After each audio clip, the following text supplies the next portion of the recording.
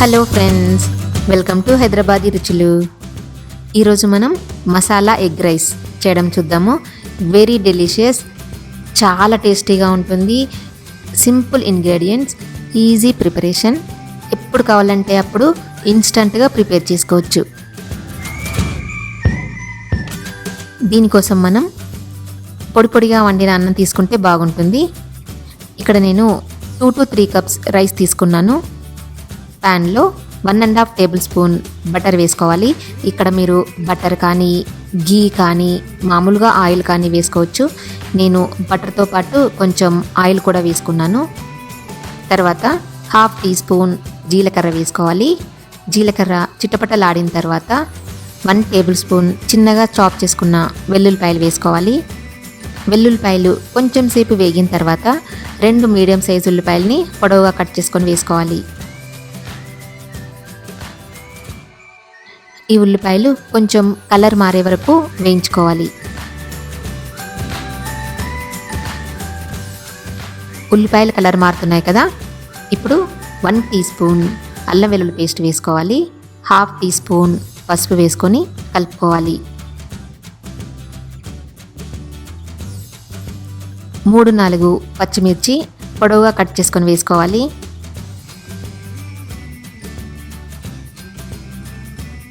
రెండు రెమ్మలు కరివేపాకు వేసుకొని కలుపుకోవాలి. ఇప్పుడు 3 టమాటాలని చిన్నగా చాప్ చేసుకొని వేసుకున్నాను. బాగా కలుపుకొని ఈ టమాటాల్లోంచి ఆయిల్ వచ్చే వరకు ఫ్రై చేసుకోవాలి. అంటే టమాటాలు బాగా ఉడకాలి. మూత పెట్టుకుందాము, తొందరగా ఉడికిపోతాయి.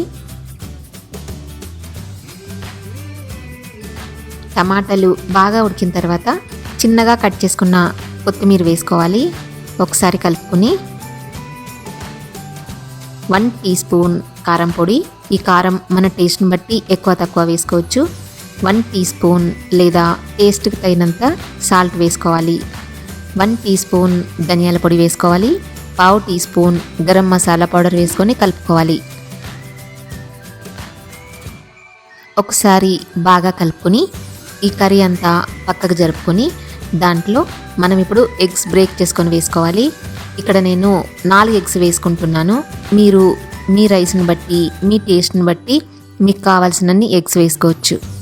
స్టవ్ సిమ్లోనే పెట్టుకొని వేసుకోండి, లేదంటే మాడిపోతుంది. ఈ ఎగ్స్ని 1 నిమిషం ఇలాగే ఉండనివ్వాలి. కింద వైట్గా గట్టి పడిపోతుంది కదా ఎగ్, అప్పుడు ఈ ఎగ్స్ పైన 1/2 టీ స్పూన్ పెప్పర్ పౌడర్ వేసుకోవాలి. తర్వాత 1/2 టీ స్పూన్ లేదా టేస్ట్కి తగినంత సాల్ట్ వేసుకోవాలి. ఎగ్ కొంచెం కొంచెం గట్టి పడుతున్నప్పుడు ఈ ఎగ్ని కలిపేసుకోవాలి. అంటే చిన్న చిన్న ముక్కలుగా చేసుకుంటూ కలుపుకోవాలి.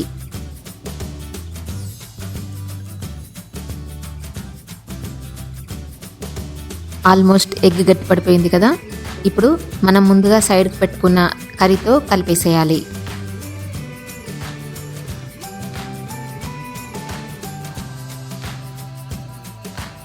బాగా కలిపేసిన తర్వాత మనం వండి పెట్టుకున్న రైస్ని వేసుకొని కలుపుకోవాలి.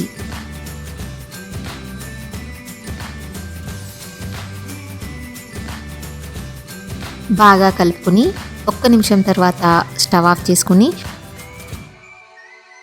మీకు కావాలనుకుంటే నచ్చిన వాళ్ళు నిమ్మరసం కలుపుకోవచ్చు. ఆ తర్వాత పైనుండి కొత్తిమీరతో గార్నిష్ చేసుకోవాలి.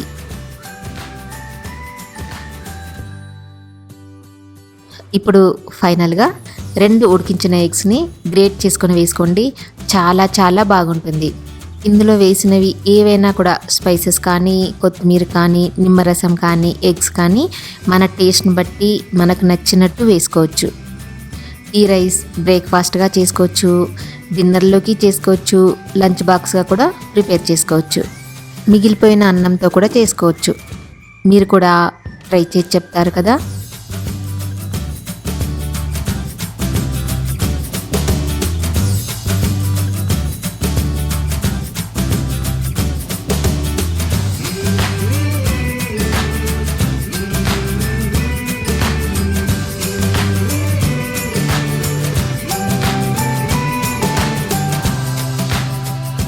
ఈ వీడియో మీకు నచ్చినట్టయితే కింద లైక్ బటన్ కనిపిస్తుంది కదా, ప్రెస్ చేసి ఫ్రెండ్స్ అందరికీ షేర్ చేయండి.